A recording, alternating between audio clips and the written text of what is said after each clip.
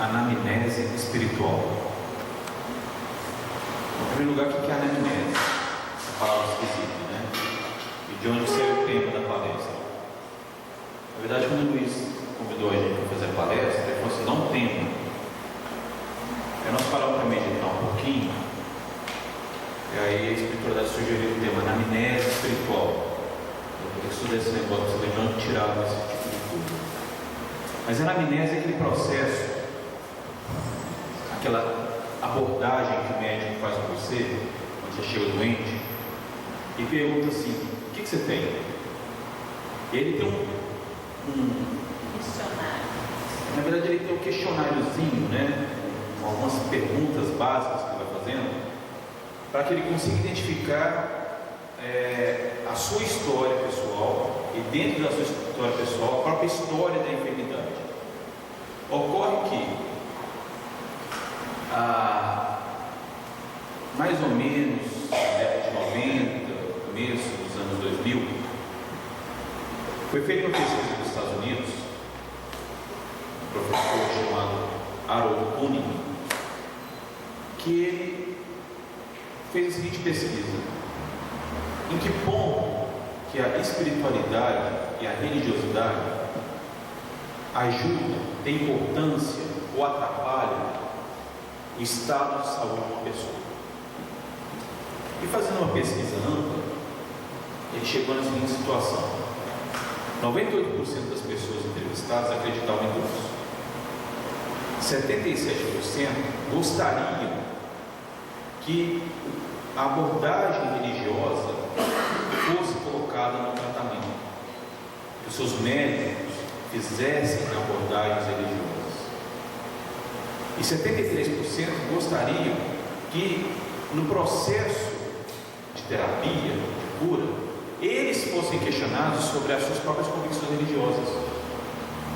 E aí, isso foi tão impactante que os Estados Unidos começaram a desenvolver uma série de estudos e abordagens para colocar a questão espiritual e religiosa dentro do processo terapêutico.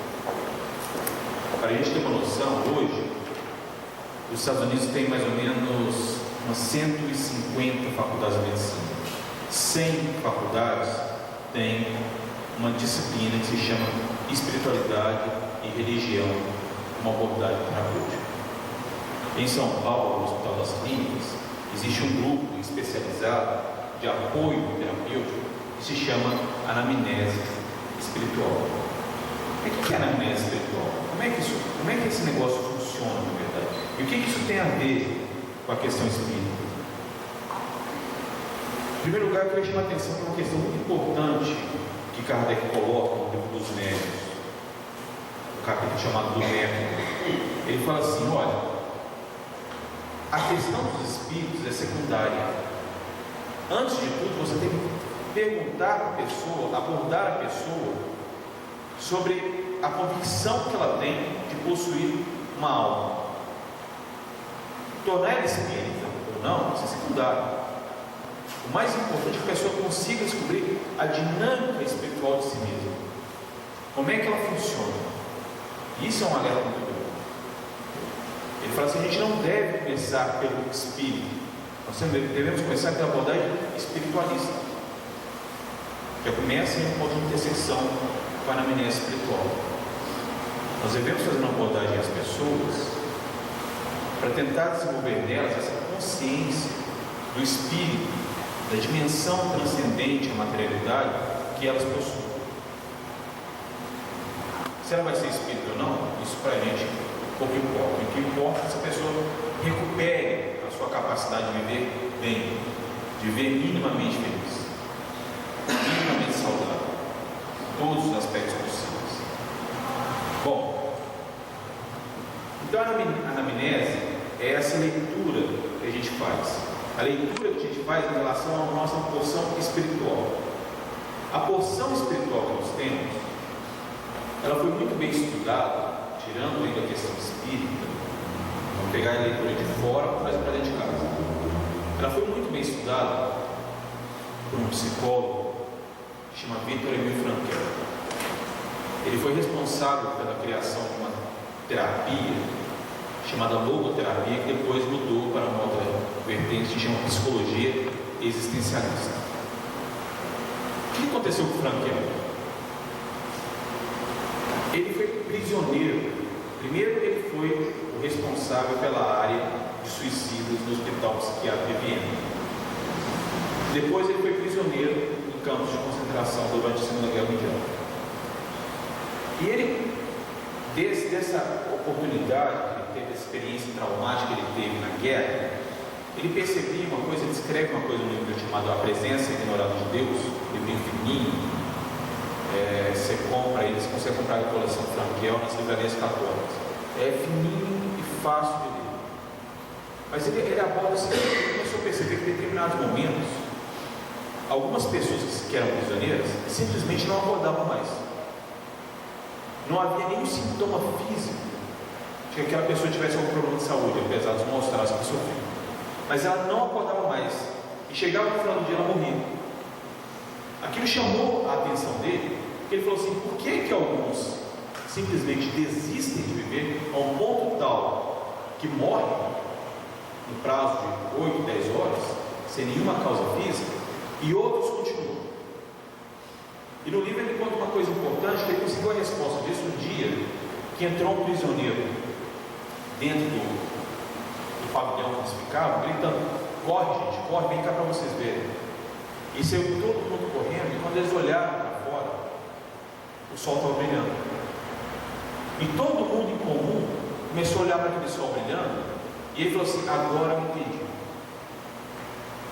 O que faz com que a gente consiga avançar é o significado que a gente consegue dar em cada momento da nossa vida.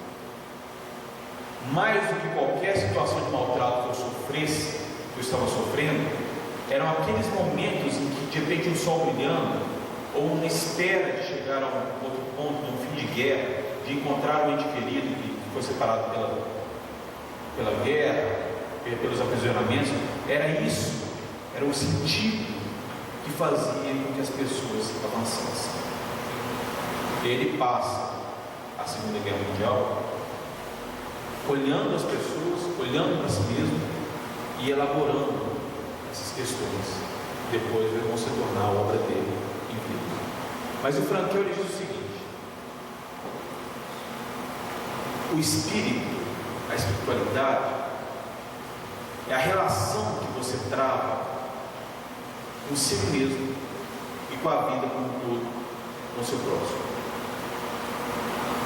É a relação, é a qualidade, são os vínculos que você estabelece com essas circunstâncias onde você se encontra. Só que os vínculos que você estabelece, eles não são necessariamente reativos. Como assim reativos? Dou um exemplo bem simples. Se a gente acorda de 8 horas da manhã, você vai trabalhar, e alguém briga com você, você vai chegar às 6 horas da tarde e vai estar lembrando que 8 horas da manhã alguém brigou com você. Se às 8 horas da manhã alguém chegar e contar uma piada para você rir, provavelmente meio-dia você já esqueceu da piada. Você deu muito mais vínculo à situação negativa do que à situação positiva. Aí vamos pensar no seu dia. A pessoa brigou 8 horas da manhã. Chega o seu colega de trabalho, um outro qualquer. A primeira coisa que você faz é virar para ele e falar assim: cara, brigou comigo. Aí o outro fala assim: como assim? O que aconteceu? Aí você fala assim: não, deixa para lá. Esse deixa para lá está coçando para continuar com a história. Se você é um espírito convicto, você fala assim: coitado, está desequilibrado. E quando você faz coitado desequilibrado com essa falsa máscara de virtude, o que você está fazendo é o seguinte: eu sou melhor que ele, eu sou uma vítima, o cara que está te ouvindo compra a sua história, olha para ele condenando, e você, num jogo silencioso, simplesmente conseguiu recuperar uma autoestima vaidosa que foi ferida por uma briga, ou seja, uma ideia inflacionada de si mesmo, uma ideia inflacionada daquela relação conflitante de poucos minutos atrás, construir uma relação de apoio com alguém que condenou o outro, porque toda vítima quer condenação e castigo do seu alcance.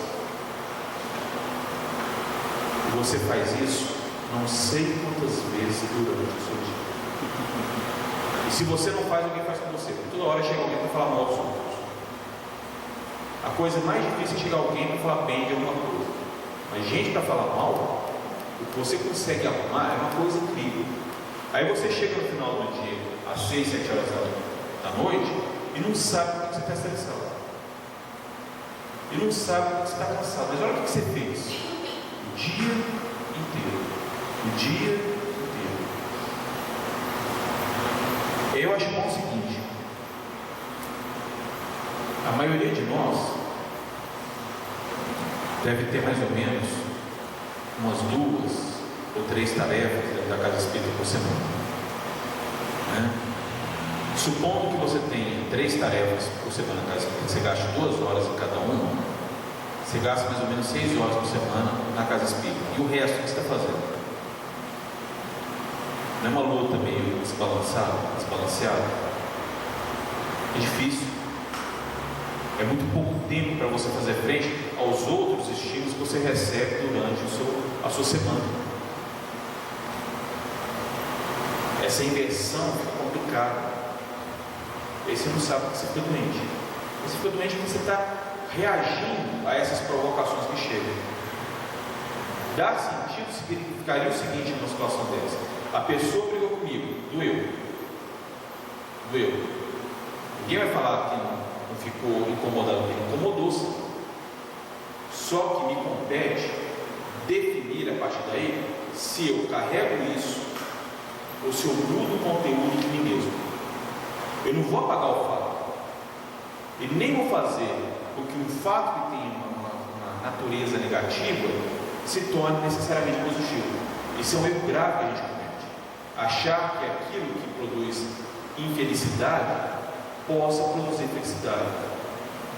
Os estudiosos da felicidade, do comportamento feliz, ensinam para a gente o seguinte: olha, o que te torna infeliz, te incomoda, sempre vai te incomodar. A natureza daquela relação é negativa. A maneira de você ser feliz ocorre de 2 modos. Ou você busca maiores estímulos de felicidade na sua vida, que é aquilo que aconteceu é necessariamente mal, é desconfortável, ou você tem um processo interno muito grande, de toda hora que aquilo acontecer, você parar, olhar para si mesmo e conseguir ressignificar você naquela relação. Esse é o grande desafio. Porque aí, ao invés de você reagir, você passa a atuar. Ao invés de ser um coadjuvante daquele fato, você se torna protagonista, você se torna autor. Você passa a definir as suas relações. A anamnese espiritual é essa habilidade que a gente precisa desenvolver de estarmos atentos a nós mesmos, para que quando isso aconteça, eu consiga parar, olhar para mim e falar: caramba, o que eu estou fazendo? Por que eu estou me sujeitando a isso? É interessante que a antropologia católica, ela desenvolveu uma abordagem que eu acho muito oportuna, que ela fala assim: as pessoas têm que se tornar pessoas. Como assim as pessoas têm que se tornar pessoas? Porque pessoa é um sujeito, e sujeito é aquele que consegue ter posse da própria vida. Ter posse da própria vida é estar atento aos momentos em que você não tem posse de você mesmo. E você não tem posse de si mesmo quando você está reagindo, quando o outro está determinando o seu comportamento, e não você consegue se autodeterminar. Então é um desafio que a gente seja pessoa, que nós sejamos os autores, os sujeitos, quem define a si mesmo. É interessante a gente vez eu estava conversando com uma senhora, atendimento fraterno, aí ela chegou, sentou, e geralmente a gente faz esse questionáriozinho, né? Como a senhora tinha, a senhora é casada, a senhora tem filhos, a senhora toma medicação, depois a gente chega no assunto. E aí, a senhora é casada? Qual que é a sua idade? 71. A senhora é casada? Não, sou separada. É mesmo? A senhora é separada há quanto tempo? Sou, tenho 25 anos. Tá? E o que está acontecendo? Meu ex-marido. A gente não acredita que 25 anos depois, de 71 anos de idade, o ex-marido é um problema para ela. Mas o que o seu ex-marido deve estar fazendo de tão grave assim? Você sabe o que ele faz? É que eu moro na casa da frente e os meus filhos moram na casa dos fundos. Aí ele chega todo dia para visitar meus filhos, vai na minha casa, deita no sofá e liga a televisão. Eu falei, isso é tão grave assim para a senhora entrar aqui e vir no centro assim, o que eu vou fazer com esse marido? Porque grave é. Incomoda tanto a pessoa que ela não consegue sair daquilo. Aquilo é uma ofensa para ela. Ela continua 25 anos vivendo aquela situação conflitante. Na cabeça do marido, aquilo é normal, mas para ela é um problema real. É tão real que ela foi no centro. O que eu faço com esse marido? Foi com o marido nada, só quero fazer com a senhora. Porque se ele te maltrata, não. Ele mexe em alguma coisa, não, você está no sofá e liga na televisão. Então, se ele está pelo menos sentado no sofá e mexendo na televisão, a senhora deixa para lá. A senhora não está percebendo que a senhora está reprisando há 25 anos um conflito que aconteceu há 50 anos lá atrás. E a gente tem que aprender uma coisa: o que aconteceu no passado não precisa necessariamente ficar ecoando até agora. O assunto morreu em ponto final. E às vezes, minha senhora, a separação é a maneira que a gente tem de restabelecer uma relação doentia. Porque separar, na verdade, ninguém separa. Por que ninguém separa?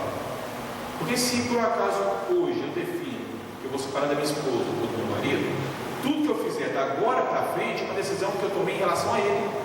Então eu sempre vou carregar ele dentro de mim. Eu sempre vou estar me reconstruindo a partir dele e sobre ele e contra ele. Então separar, ninguém separa, você reconstrói relações. E se a forma de você reconstruir isso é estabelecer alguma maneira de respeito, de mínima dignidade, de companheirismo, ou de silêncio respeitoso, já é muito, já é demais. É a maneira que vocês conseguiram se ajustar dentro de uma coisa que estava indo para o espaço, que estava embolando. E é melhor assim, porque ele vai visitar seus filhos. Pior se não tivesse ido. Pior se ficasse ausente. Então essa percepção momentânea de como a gente sente, de como a gente reage, é que se chama anamnese espiritual. Bom, mas o Frankel ele diz o seguinte: olha, em relação ao sentido que é seguido que você dá as coisas, você tem duas habilidades que você desenvolveu. Então isso é interessante. Você tem duas habilidades que você precisa construir, que é a vontade de sentir e é a liberdade desse sentir. O que ele quis dizer? Olha, você precisa ter uma vontade de colocar a emoção correta nas coisas fundamentais e essenciais da sua existência. Quando você perde a vontade de sentir, quando você perde essa pulsão para a vida, quando você perde a energia necessária para fazer os seus enfrentamentos e construir a melhor vida que você pode construir, o que ocorre com você é uma inversão de forças, um apagar de forças, que a gente chama geralmente de assídia. Assídia é um nomezinho grego que a gente dá para o sétimo pecado capital. Essa palavrinha assídia, que é o sétimo pecado capital, ela foi evoluindo, e foi sendo traduzida, e ela chegou para a gente com um nome que a gente conhece melhor: melancolia. 17, escreveu um livro chamado assim, Do Luto e Melancolia. Por que isso? Porque os pacientes chegavam para ele apáticos. E ele olhava para aqui e falava assim: não é possível, a pessoa tem tudo na vida dele, o que está acontecendo que essa pessoa está fisicamente sem energia? Daí a palavra libido. Libido não tem nada a ver com a relação, com a conotação sexual. Libido é energia. Libido é entusiasmo. Então assim, o que aconteceu com você? O que houve com você para você estar nesse ponto? A pessoa perdia isso. Havia um apagar dessa energia. E ele comparou isso com o luto. O que é o luto? O luto é uma relação de perda. Eu tenho uma vida estruturada e de repente algo nessa vida, uma das estruturas da minha vida, sai. Alguém morre, eu perco o emprego, acontece alguma coisa muito grave e uma das estruturas que eu tenho, que me sustenta como pessoa, fica abalada. O luto é a percepção desse vácuo, dessa alguma coisa que está faltando, desse algo. Exatamente esse algo que está faltando, que Freud fala assim, engraçado, né? É a mesma coisa na melancolia. Está faltando alguma coisa na pessoa. Está faltando pulsão nessa pessoa. Por que na teoria dos pecados criminais, tais, eles colocaram isso como uma situação de pecado? Eu vou fazer uma leitura correta. A palavra pecado significa desvio. Ela não significa, como a gente tem hoje em dia, uma ofensa que eu faço em relação às leis divinas. Ela é um desvio. Ela é um comportamento equivocado em relação à natureza essencial, fundamental que eu tenho. Essa natureza fundamental que eu tenho, ela está alicerçada em 3 virtudes básicas: esperança, fé e caridade ou amor. Então significa um movimento que eu faço na minha vida, algo que acontece, que eu perco a conexão com essas faculdades que eu deveria estar desenvolvendo. Eu entro no período de baixa. É esse distanciamento, esse descolamento que eu preciso restaurar. A gente no Espiritismo não usa muito a palavra pecado.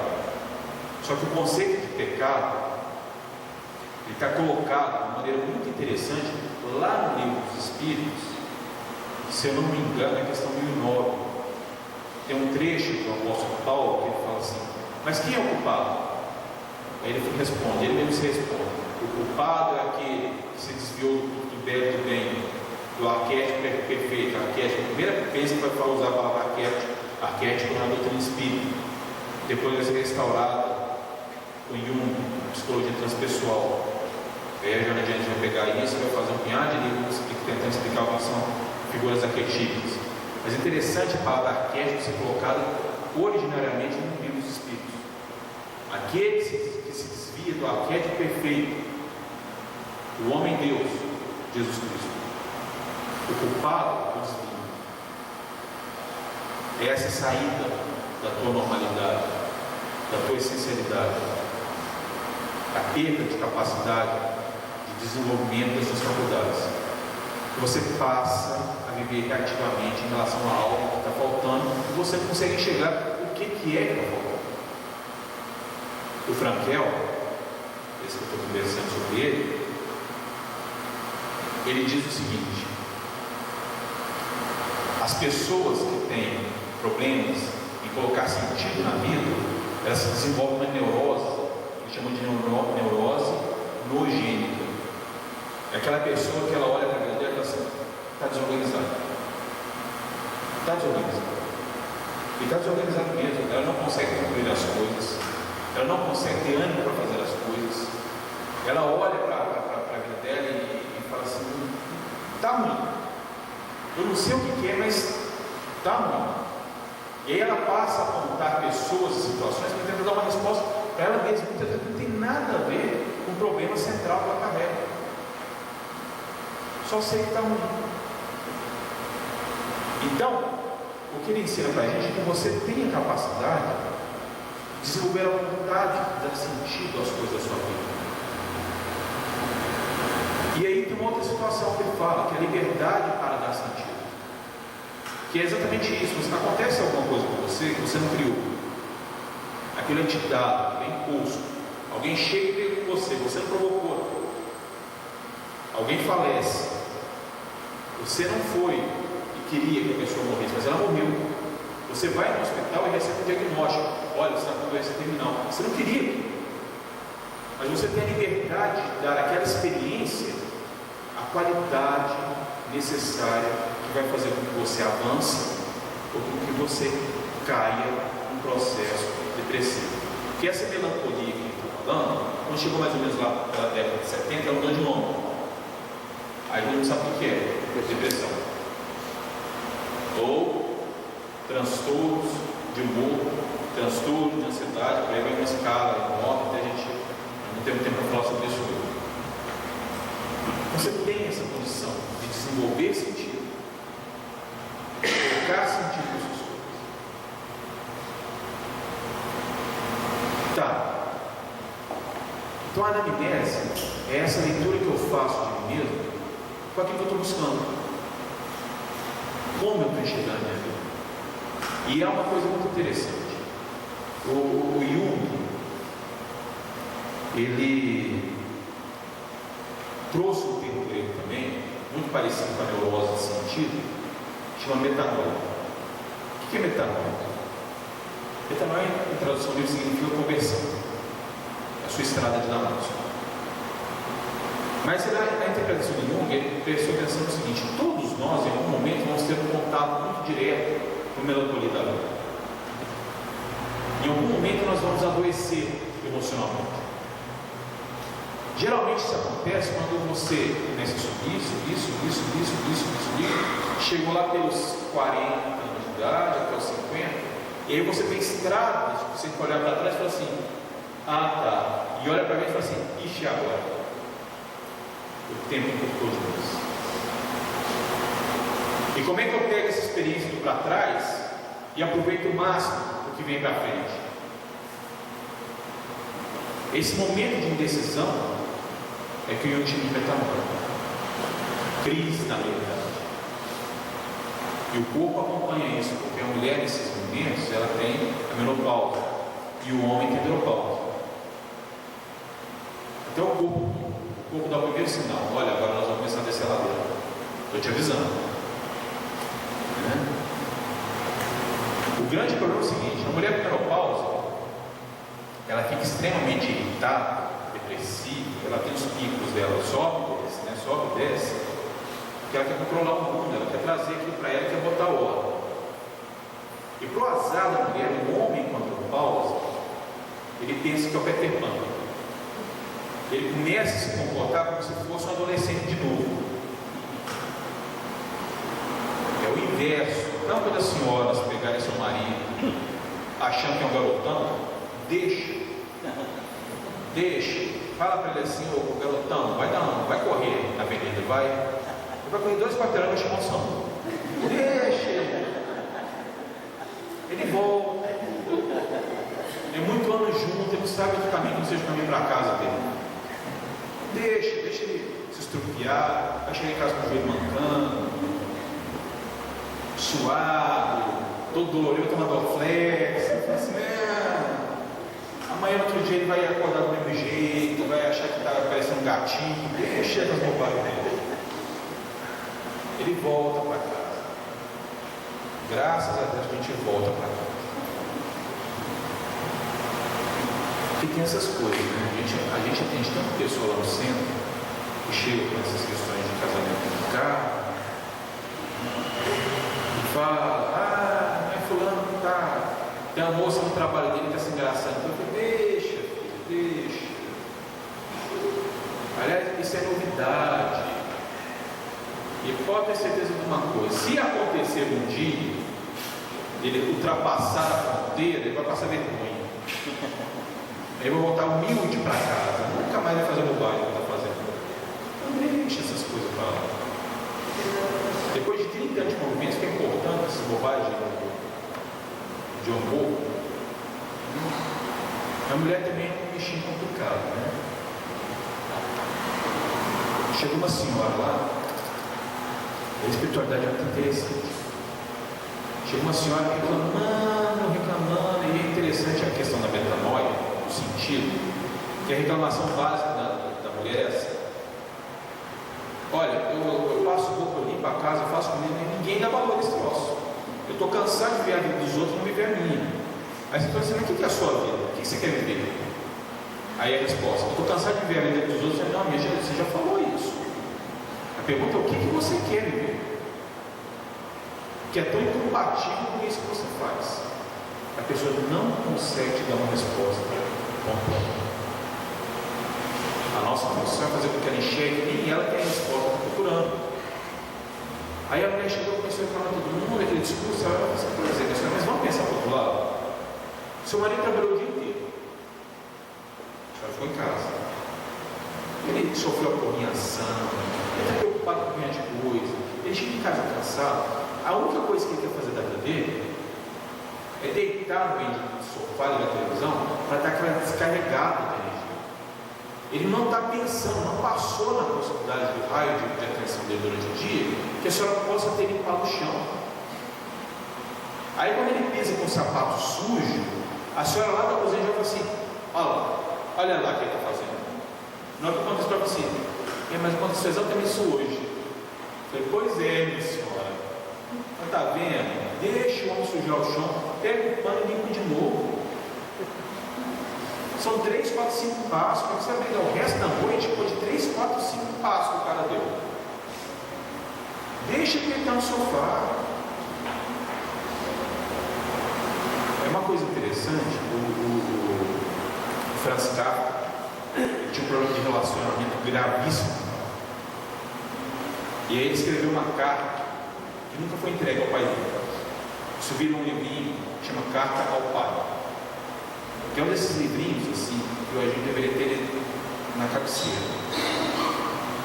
E tem uma frase que diz o seguinte: olha, ele falando para o pai: olha, o senhor teria conseguido com carinho o que o senhor conseguiu gritando comigo.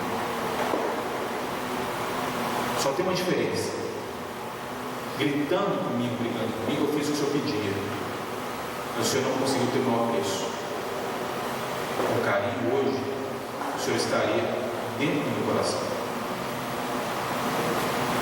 O mesmo espaço da energia negativa que a gente usa, se a gente for inteligente um pouquinho, se a gente conseguir fazer essa leitura e brecar um pouco os nossos impulsos, a gente consegue colocar carinho. Mesmo que você esteja sentindo aquela energia de afeto, mesmo que você esteja sentindo essa antipatia, nervosismo, irritação, mas você consegue ter uma atitude diferente daquilo que naturalmente você faria. E aliás, esse conceito de você fazer uma ação contrária ao que você está sentindo é o próprio conceito de virtude espiritismo.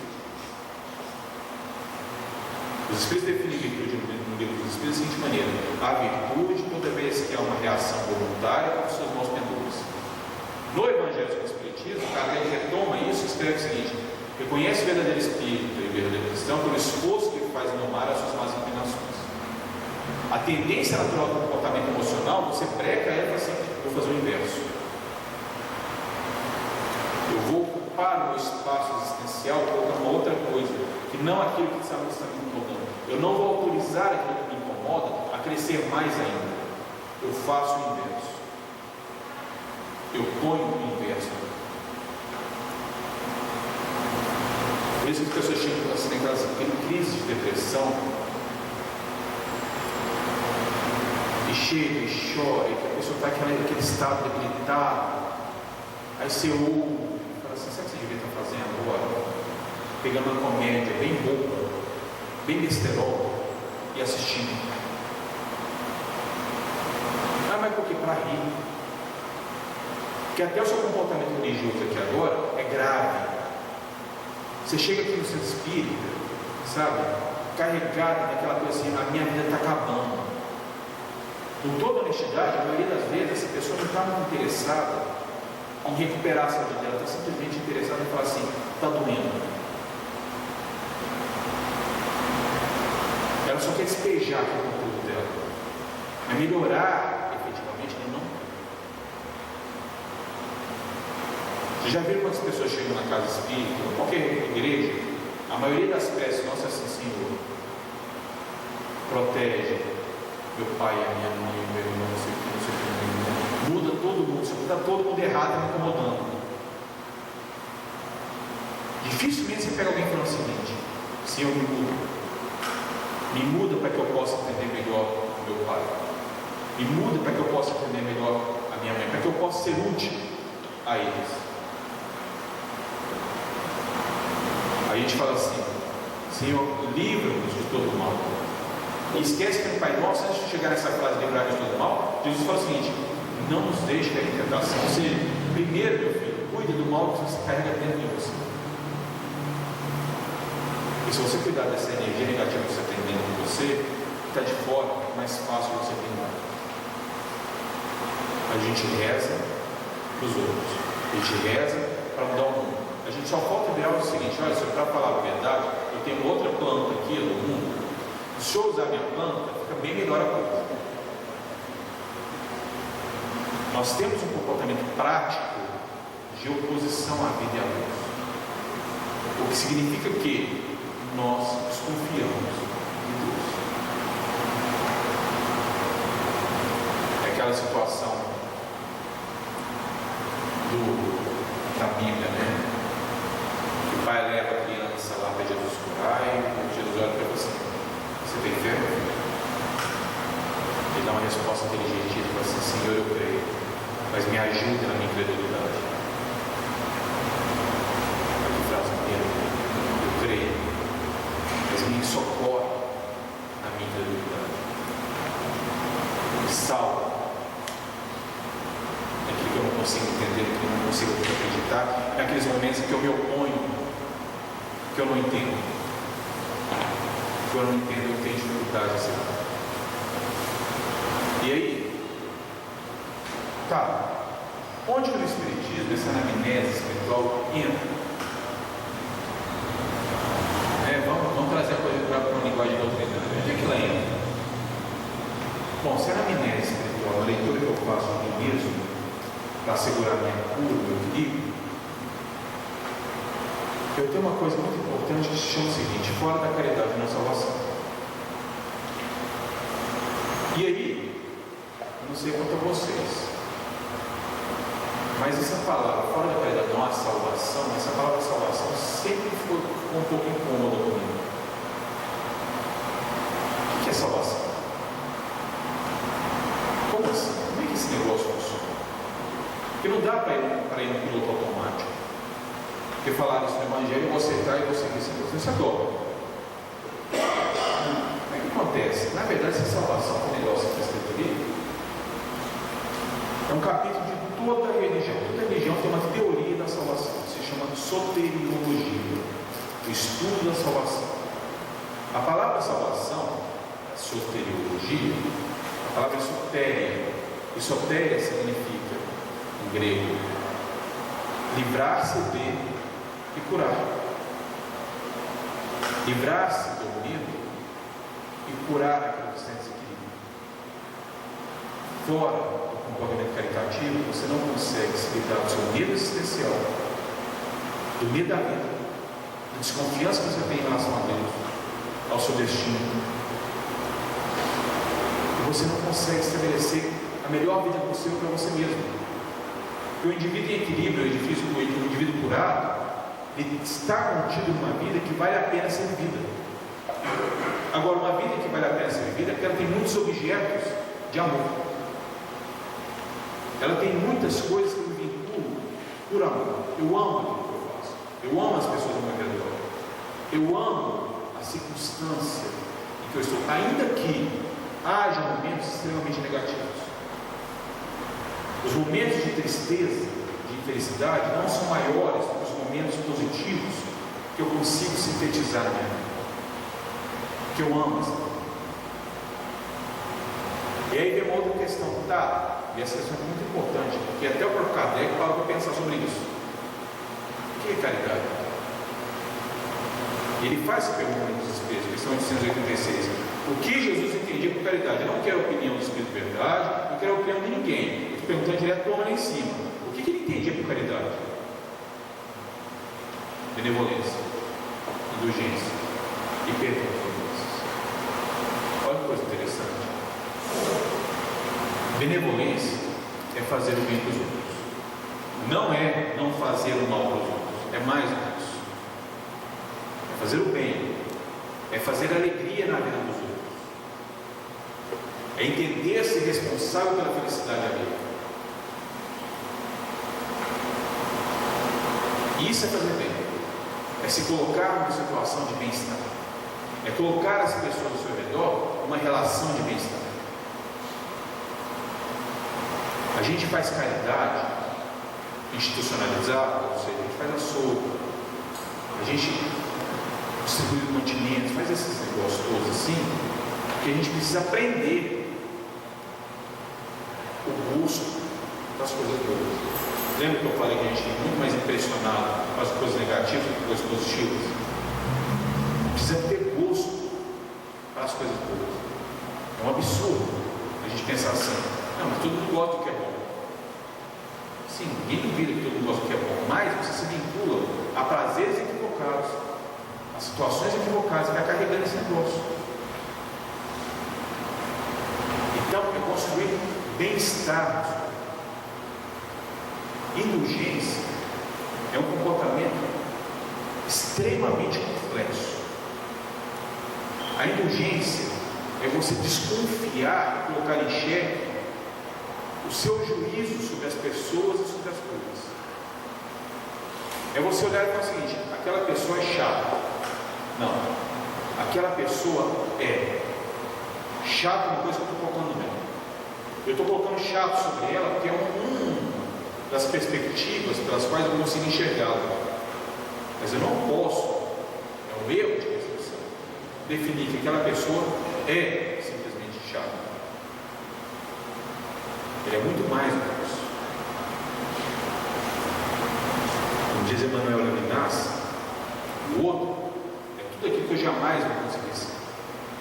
O outro é uma chave para compreender o mundo, a vida, que sozinho eu nunca conseguiria encontrar. Ser indulgente seria conseguir olhar o lado bom daquela pessoa? Eu acho que ser indulgente não é conseguir olhar o lado bom, é conseguir compreender a forma de pensar através daquilo.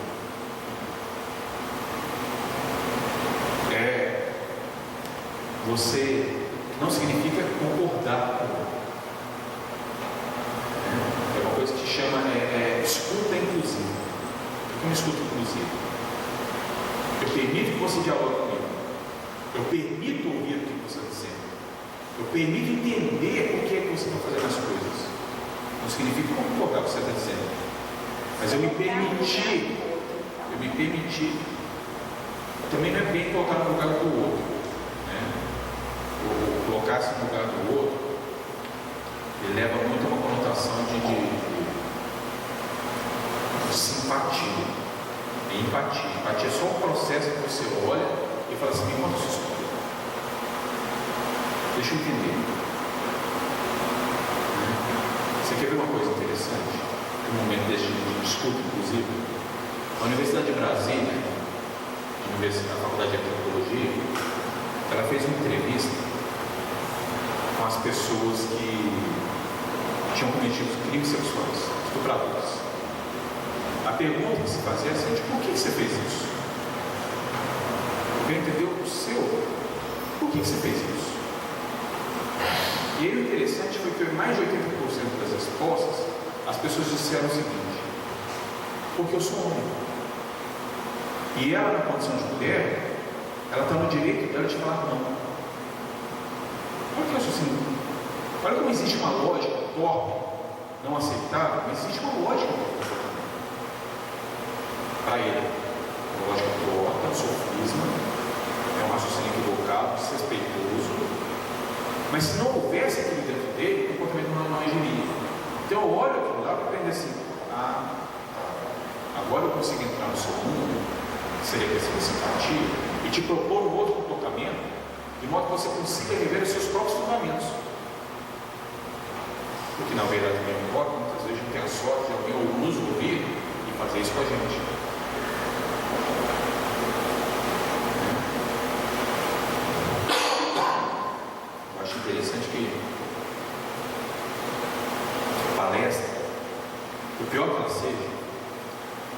Se você estiver atento, sempre vai ser alguma coisa para assim, caramba, eu vou precisar.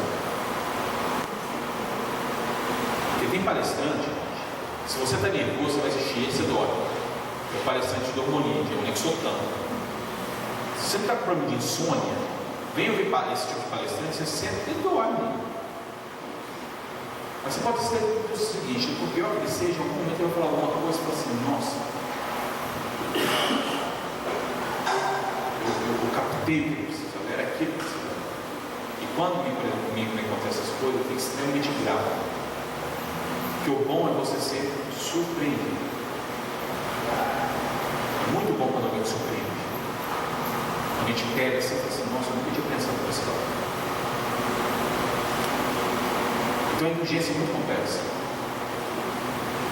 A indulgência é um comportamento que fala assim, e se eu estiver errado? E ele estiver certo? Se a pessoa que eu não gosto dela estiver certa e estiver errado? E o perdão, agora a indulgência é uma característica interessante, né? Ela é geral. É o olhar geral sobre o comportamento dos outros. Mas o perdão é pessoal. Perdão é um olhar tão forte para você mesmo, de você ferido, de você machucado, um olhar que você faz para você, para que você consiga se libertar, dar uma carta de euforia para a vítima que você carrega em você. Então o perdão não é algo que você dá para o outro, é algo que você constrói em si mesmo. E isso é um desafio. Porque se a gente aprendeu fragilidade, se a gente aprendeu medo, se a gente aprendeu que dói, é porque em algum momento isso está contido na gente na experiência, alguém entrou e nos desarticulou.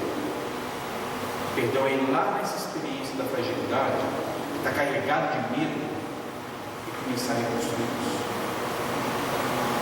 E isso é muito complicado. Nem sempre em uma vida você consegue fazer o processo de perdão. Aliás, você tem reencarnações, cartas.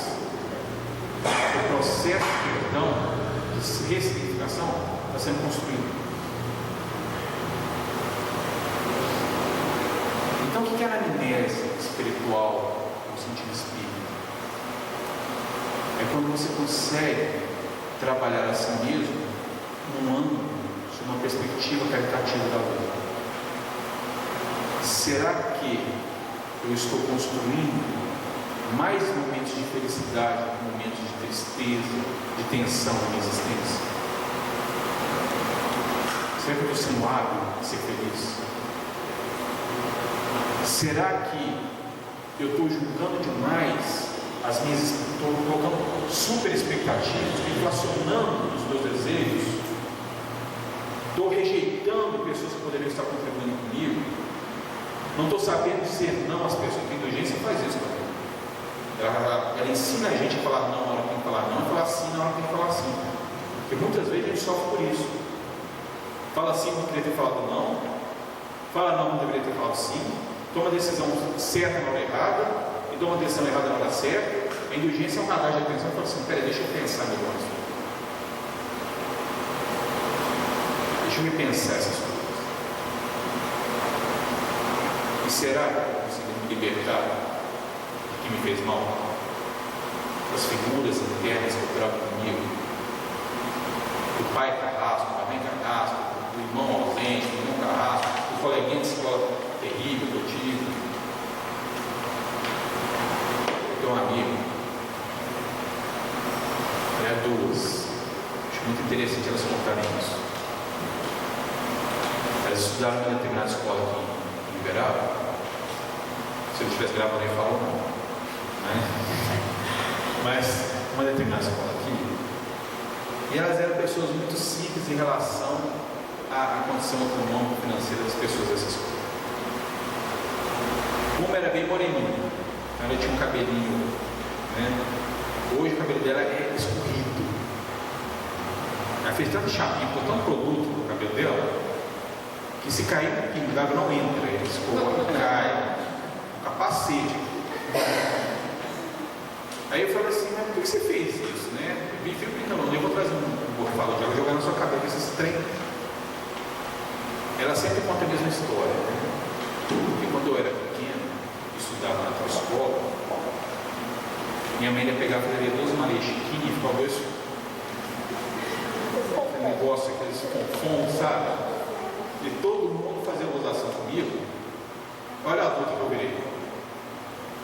E a outra, a família dela era assim, quando chegava o final de ano para ganhar o 13º, comprava roupa para o ano inteiro. Obviamente chegava num determinado ponto, a calça já estava curta. E um dia ela estava no banheiro, chegou uma menina dessas toda empreguitada, né, aquela coisa, parecendo um modelo. As meninas da alta sociedade que viraram, olhou para ela e falou assim, nossa, seu pai não ia comprar uma calça para você. Quase 25 anos depois, nunca esqueceu. Olha como a gente faz a homem percebe. Como que a gente carrega. Mas o problema é assim, fora a maldade inocente da moça, o problema é da outra, que você continua carregando a calça curta. E precisa encontrar com a mão e falar assim, agora eu vou com uma calça que serve. Mas para que você quer mostrar para a outra? Deixa isso para lá. Você não tem que ter satisfação que você conquistou, deixa de conquistar para os outros. A vida tem que valer para você mesmo. No final das contas, você morre, como eu te perguntar, quem você é? Porque perguntar o que você fez é muito fácil. Espírita tem uma mania de falar assim, eu tenho uma folha de serviço. Desde quando a Luiz inventou aquele negócio de falar de bons olhos, isso virou uma massa, assim, uma coisa assim, todo mundo agora, parece que é uma moeda, mas as pessoas chamam bons olhos e folha de serviço. Tem gente que só falta carregar aqui no bolso. Tem uma ficha de serviço aqui, ó. Sou espírita há 20 anos, há 30 anos, nasci em família espírita. Se nasceu em família espírita, como é o meu caso, por exemplo, é porque é de duas uma. Sabe? Ou você é um missionário, que não é o caso, né? O que eu conheço desse só teve um carinha ali que está sentadinho e já foi embora. Ou você geralmente foi paciente do Dr. Inácio Ferreira do outro lado, do sanatório espírita, reencarnou em Uberaba, ficar perto do sanatório, porque caso aconteça alguma coisa, você consegue correr e se internar de novo, e está achando que é santo. E é muito comum o doido achar que é santo, né? É muito doido que acha que é profeta. Tanto é que no manual de distúrbios psicológicos tem um capítulo que se chama dos transtornos religiosos espirituais. Olha que coisa. Tem gente que acha que é santo. E aí, gente, para a gente poder concluir, eu vou estourar os 3 minutinhos, tá? Mas eu queria fazer um exercício com você para a gente entender como é que é a renúncia. Mas antes disso, a gente vai aprendendo, né, com as coisas. Não é fazer propaganda pessoal, mas é contar da vida.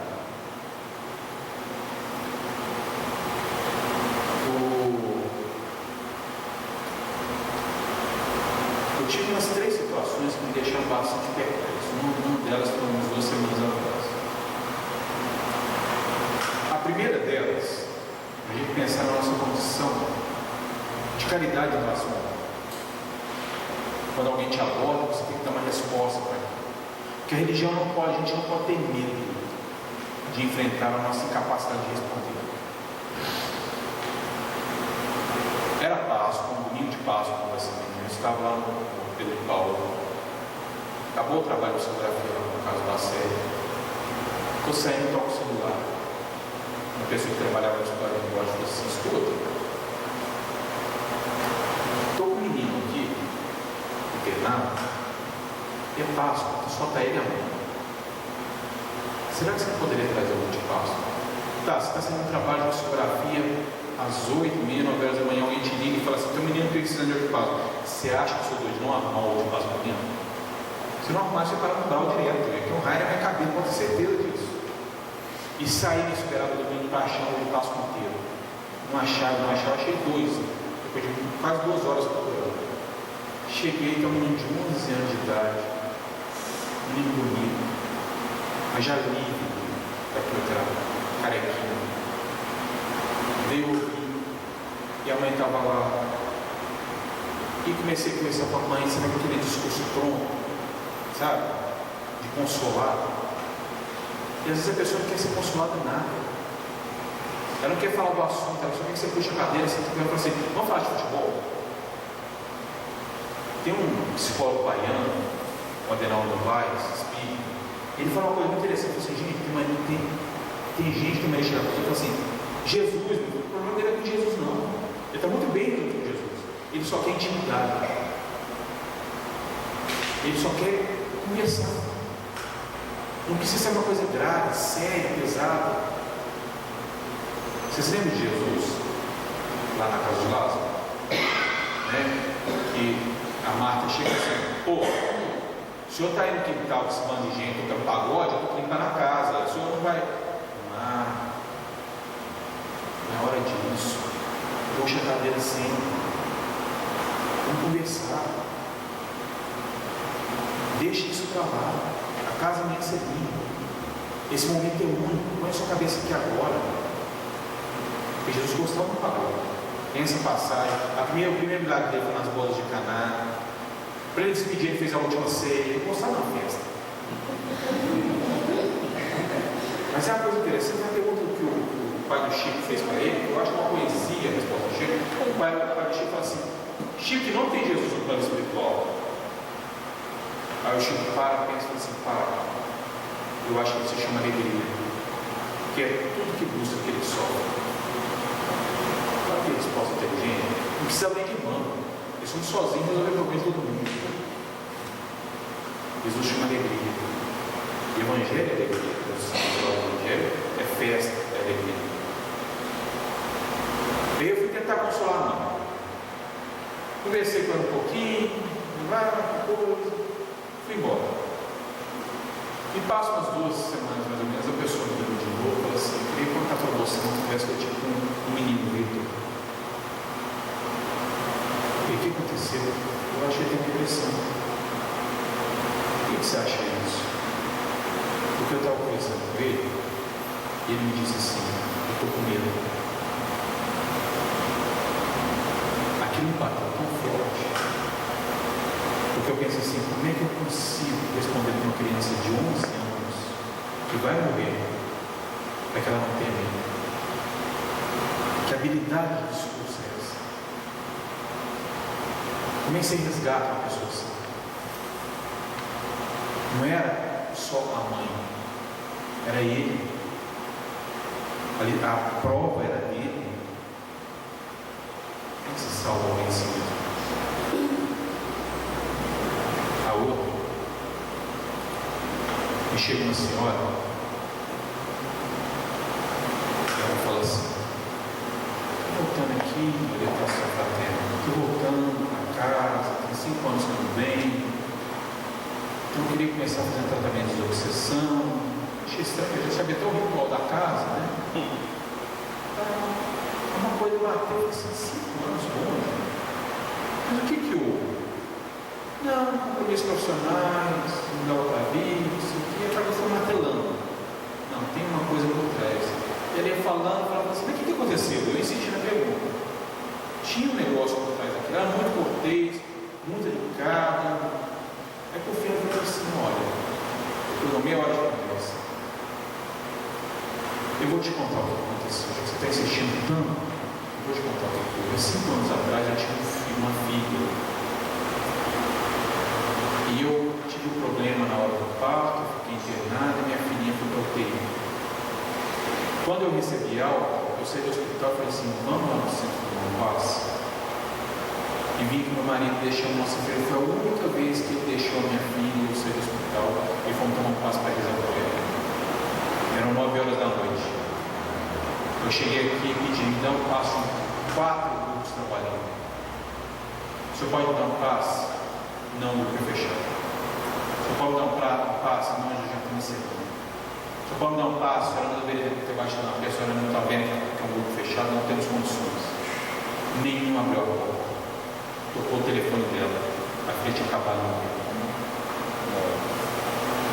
O que você fala com a Inês?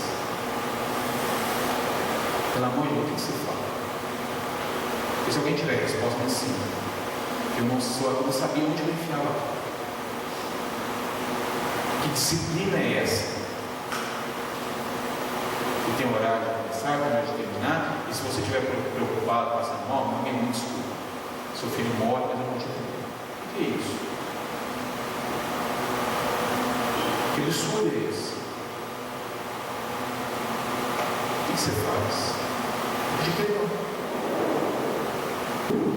Pedir perdão para ela. O mais sincero sentimento de fracasso. Eu não sabia o que dizer para ela.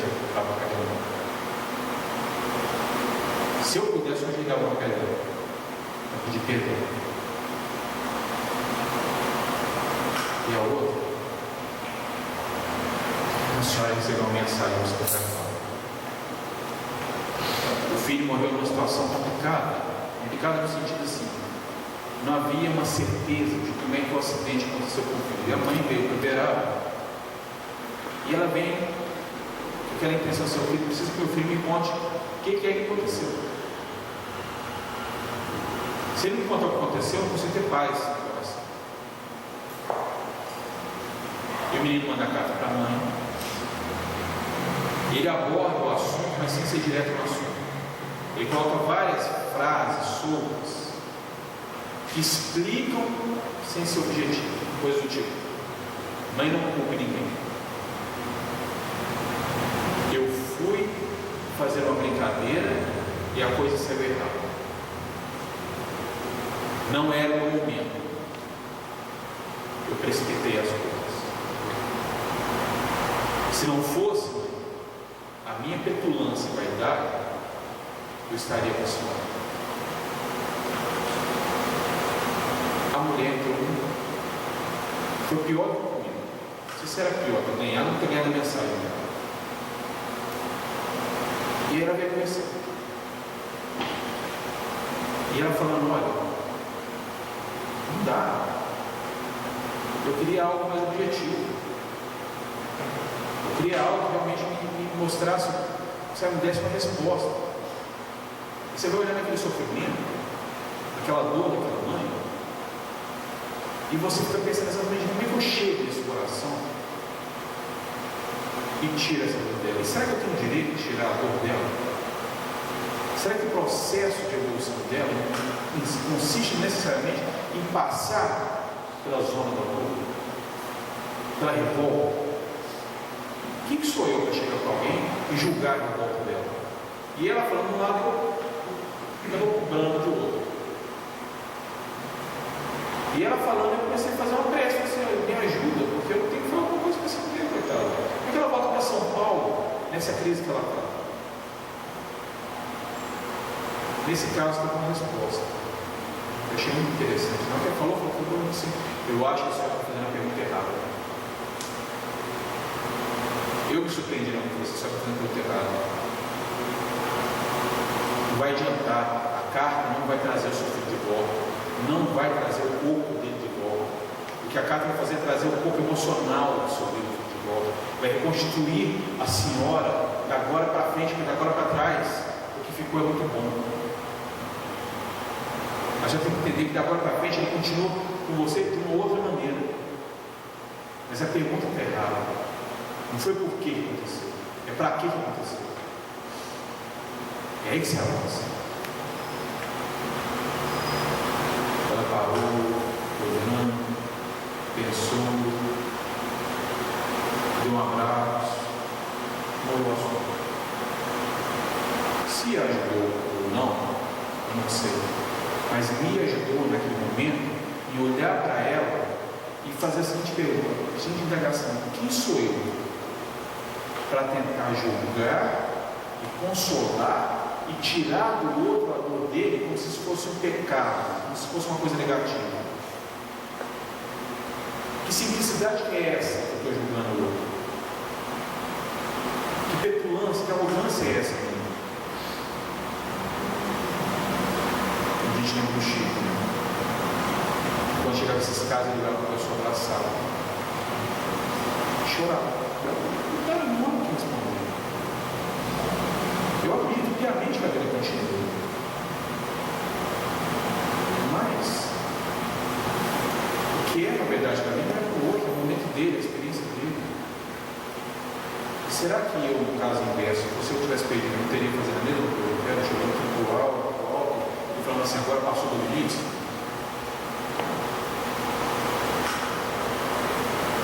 Isso tudo, essas experiências, fazem com que a gente olhe no espelho e fale assim, quem que é essa pessoa refletir? De novo, que a pergunta que não vamos fazer para a gente é, quem você é? Porque não adianta você falar que deu 1000 passes, distribuiu 1000 cestas básicas, 1000 pratos de sopa, se isso não compôs quem você é. Você está perdendo tempo. Vai ver a novela, vai dar mais cedo. Cada um na sua palavra. São 8, 10, 9, 10. Posso cantar ou o que é isso? Vamos fazer uma coisa? Vamos fechar os olhos. Pelo amor de Deus, é para incorporar. Se você fechou, você tem que ficar rolando. O momento é nosso. A anamnese é nossa. Tá? Hã? Não, ninguém vai dormir. Vou botar um negócio aqui. Quem dormir vai assustar. Fecha os olhos. Vamos fechar os olhos. E com muita serenidade. Vamos lembrar de uma coisa que nos incomoda. Então, vamos encarar ela assim. Imagina que você está vendo uma televisão, algo externo, mas vamos encarar essa coisa. Entra, olha para essa emoção, não tem medo dessa emoção. Se é uma emoção depressiva, se é uma emoção de raiva, se é uma emoção de angústia, não tem problema não. Não tenha medo. Só sente.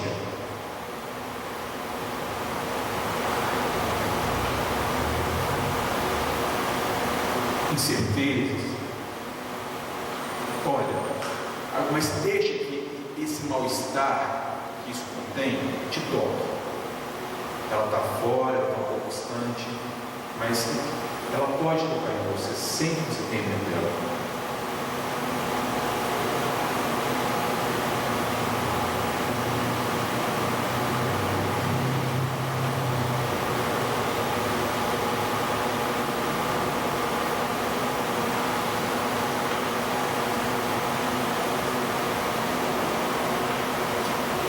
Não vai ser uma experiência agradável, não tem que ser uma experiência agradável, não, tem que ser uma experiência ruim, mas é uma coisa ruim com segurança emocional.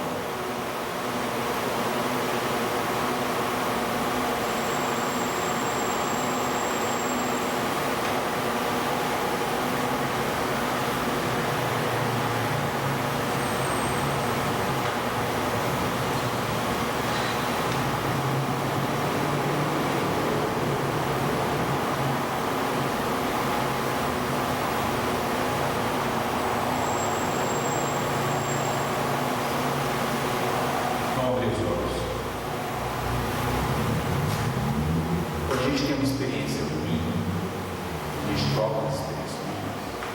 Eu vou mostrar para vocês o que é o som da experiência ruim. Não assusta não, isso não é coisa do umbral, não é coisa da capeta, tá? Mas preste atenção no ruído que você faz quando essas emoções tomam conta da gente. Só um pouquinho.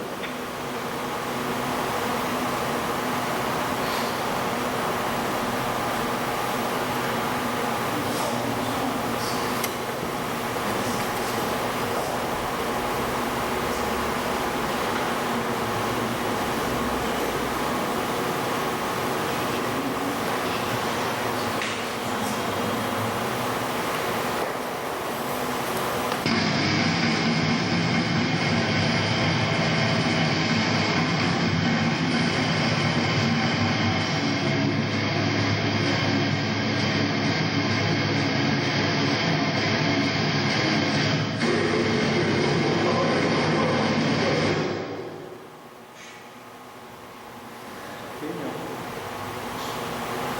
ruim, né? Não é agradável. É ruim? Isso é coisa ruim. Isso é vibração, não. Música é vibração. Não é? Música é vibração, é amor. É isso que você emite no estado de raiva, de angústia, de desespero. Agora vamos fazer uma outra coisa. Vamos fechar os olhos e de novo lá nesse mesmo lugar comigo. Vamos ver como é que a coisa muda. De novo, ter emoção negativa, tudo aquilo.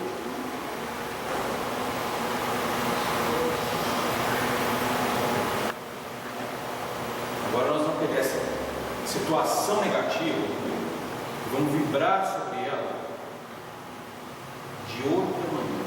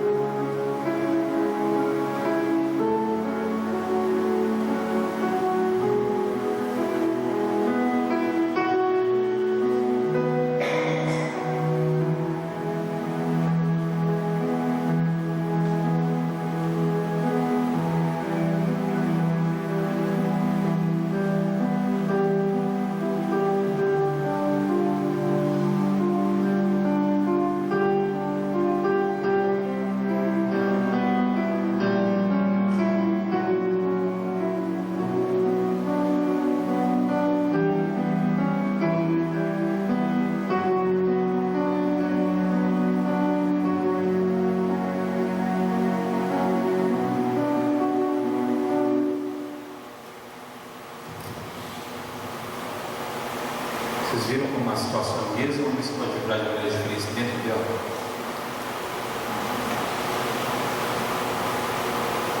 E o que é autodeterminação? O que é dar sentido às coisas? Como é curador isso? Simples, não é? Você cura. Você se põe numa condição vibratória diferente. Simples assim. É um auto-paz, uma nova energização, uma nova possibilidade de você tocar naquilo que te dói sem que isso te machuque. Você começa a associar a experiência ruim com aquilo que te é libertador. É isso que é a mesmo. Então, só aprendi uma coisa que eu aprendi. Essas musiquinhas clássicas aí, eu tenho elas no meu computador. Toda vez que eu vejo que alguém no meu trabalho começa a estressar demais, eu ponho aquele e vou embora. O pau está quebrando, não está acabando. Eu estou longe. Por que isso? Porque eu sei que se eu tirar o fundo do ouvido, eu caio. Eu já coloco trabalho no ambiente de oficial de justiça, ele está pesado, já coloco no computador um pouquinho mais alto e deixo o André Rinha tocar lá. É um negócio.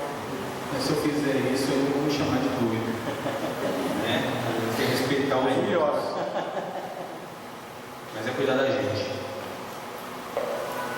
Que Jesus abençoe.